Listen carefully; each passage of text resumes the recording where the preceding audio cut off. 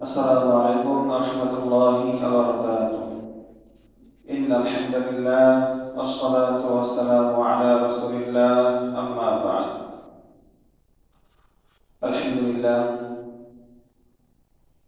আমরা প্রথমেই মহান রবের দরবারে শুকরিয়া আদায় করেছি যে মহান আল্লাহ তাআলা আমাদেরকে দয়া করে মায়া করে মুসলমান জাতির মধ্যে অন্তর্ভুক্ত করেছেন এবং আমরা দরুদ পড়ে নিচ্ছি সেই বিশ্ব মানবতার মুক্তির দূত নবী আরবি মুহাম্মদ রাসূলুল্লাহ সাল্লাল্লাহু আলাইহি ওয়াসাল্লামের উপর।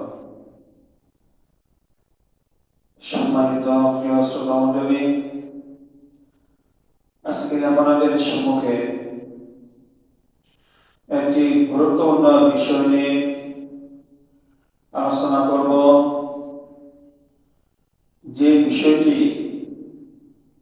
আমাদের জানা খুবই দরকার। সে বিষয়টি হল, প্রতি বছর ইংরেজি মাস অনুযায়ী যখন ডিসেম্বর মাস আসে, জানুয়ারি মাস শুরু হবে। ডিসেম্বর মাসের শেষ রাত্র, জানুয়ারি মাসের দিনের শুরুর আগে, যেটাকে আমরা 31st নাইট বলে জানি, এই বিষয়ে একটু আমি আপনাদের সম্মুখে কিঞ্চিত আলোচনা করব। ইসলামের দৃষ্টিতে এই 31st নাইট উদযাপন করা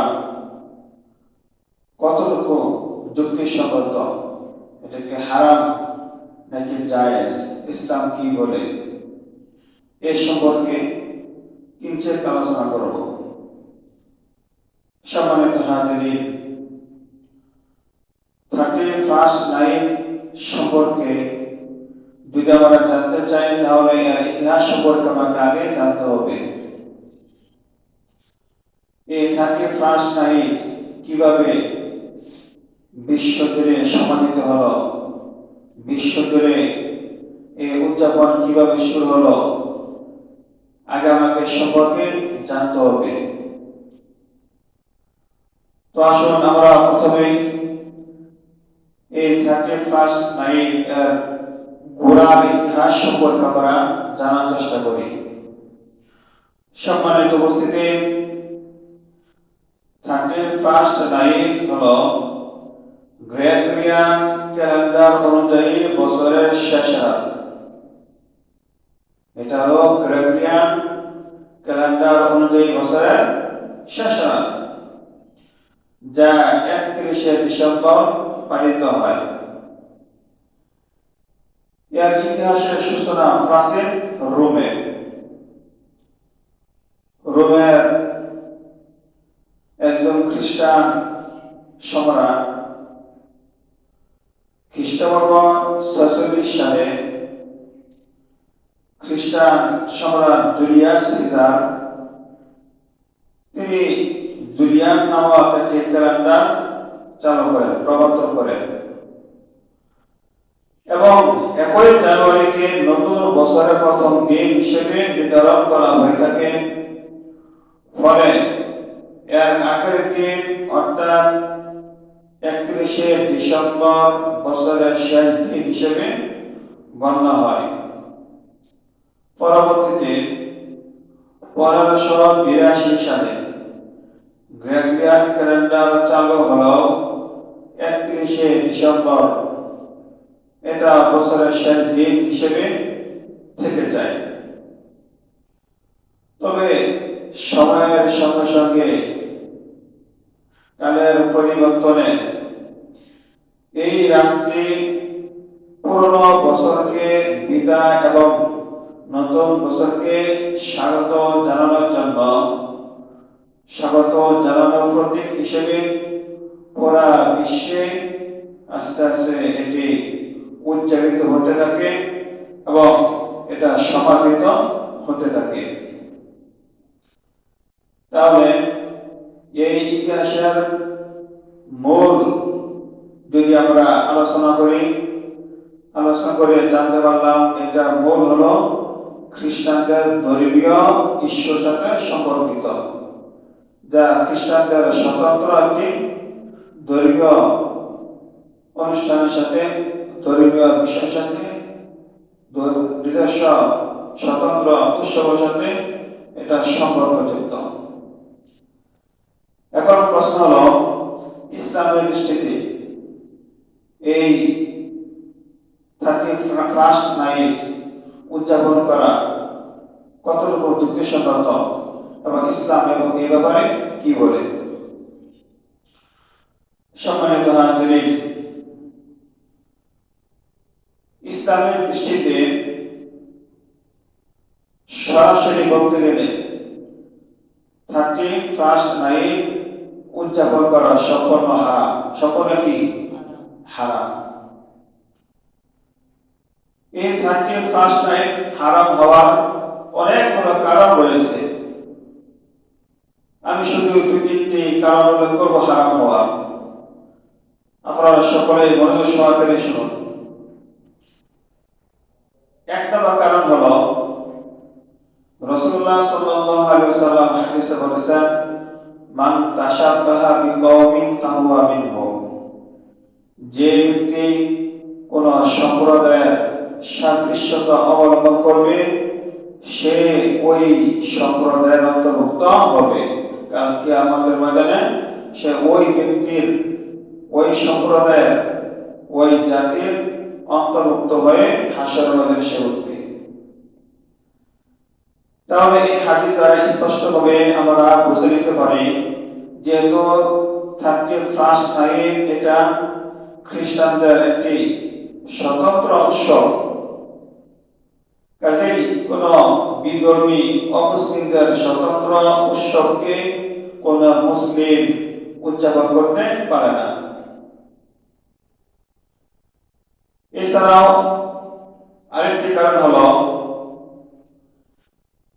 যখন রাসূলুল্লাহ সাল্লাল্লাহু আলাইহি ওয়াসাল্লাম হিজরত করে মক্কা থেকে মদিনায় গেলেন, মদিনা যাওয়ার পরে রাসূলুল্লাহ সাল্লাল্লাহু আলাইহি ওয়াসাল্লাম দেখলেন মদিনায় সাহাবায়ে কেরাম, মদিনাবাসী 2টি বিশেষ দিনকে তারা উৎসব হিসেবে উদযাপন করে থাকে। তখন রাসূলুল্লাহ সাল্লাল্লাহু আলাইহি ওয়াসাল্লাম বললেন সাহাবায়ে কেরামকে, ইন্নাল্লাহা ক্বাদ আবদালাকুম বিহিমা খায়রাম মিনহুমা ইয়াওমাল ফিতরি ওয়া ইয়াওমাল আযহা।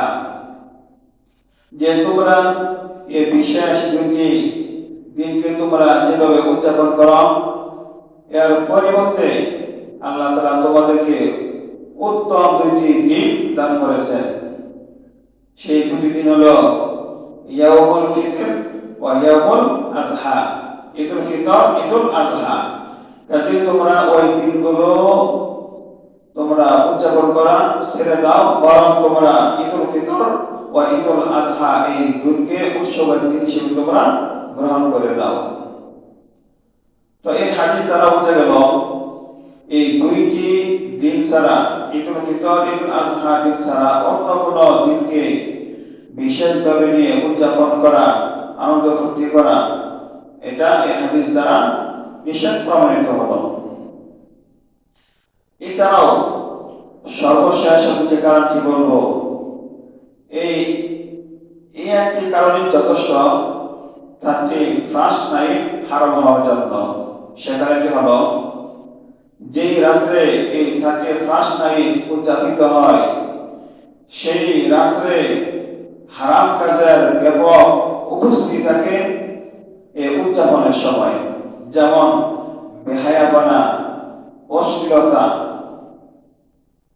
নাচ গান, নারী পুরুষ অবাধ মেলামেশা, মদ্যপান করা, মদ খাওয়া, গাঁজা খাওয়া, বাবা বিড়ি খাওয়া, এছাড়াও নামাজের অবহেলা তো আছেই, সময়ের অপচয় তো এর ভিতরে আছেই। আর এই সমস্ত কাজ, এই সমস্ত বিষয় ইসলামের সম্পূর্ণ স্পষ্টভাবে হারাম। যেমন আল্লাহ তাআলা কোরআনে বলেন, ওয়ালা তাকরাবুল ফাওয়াহিশা মা যাহারা মিনহা ওয়া মা বাতান। তোমরা প্রকাশ্য এবং অপ্রকাশ্য প্রকাশ্য কোনো অশ্লীল কাজে নিকট করতে হইও না। তো এই আয়াত দ্বারা স্পষ্টভাবে এই কথাই প্রমাণিত হচ্ছে যে 31st নাইট উদযাপিত হওয়ার সময় এই সমস্ত বেহায়াপনা, অশ্লীলতা, নারী পুরুষ অবাধ মেলামেশা, এই সব সম্পূর্ণ হারাম। আর আল্লাহ তাআলা এবং হারাম জিনিস উদযাপিত হওয়ার সময় এবং মন্দ জিনিসের নিকটবর্তী হওয়ার জন্য নিষেধ করেছেন। তো সর্বশেষ আমরা আলোচনার মাধ্যমে এই কথাই বুঝতে পারলাম, আমরা মুসলিম সমাজ যারা 31st নাইট উদযাপন করে এটা সম্পূর্ণ হারাম। কোন মুসলমান ছেলে, কোন মুসলিম সমাজ, কোন অমুসলিমদের এই উৎসব উদযাপন করতে পারে না। এজন্য সম্মানিত হাজিরিন, সামনে যেহেতু এই 31st নাইট উৎসব আমাদের সমাজে আসতেছে, আমরা আমাদের মুসলিম ছেলেমেয়েদেরকে এই বিষয়ে সতর্ক করব এবং এই বিষয়ে সমাজবাসীকে আমরা সতর্ক করব। নিজেও এই হারাম কাজে যাব না, আমরা আমাদের ছেলেমেয়েদেরকে, আত্মীয়স্বজনদেরকে, মুসলিম সমাজবাসীদেরকেও আমরা এই হারাম কাজে যেতে দেব না। আল্লাহ আমাদের সবাইকে এই 31st নাইট উদযাপন করা থেকে হেফাজত করুন। আমিন। ওয়া আখিরু দাওয়ানা আলহামদুলিল্লাহি রাব্বিল আলামিন।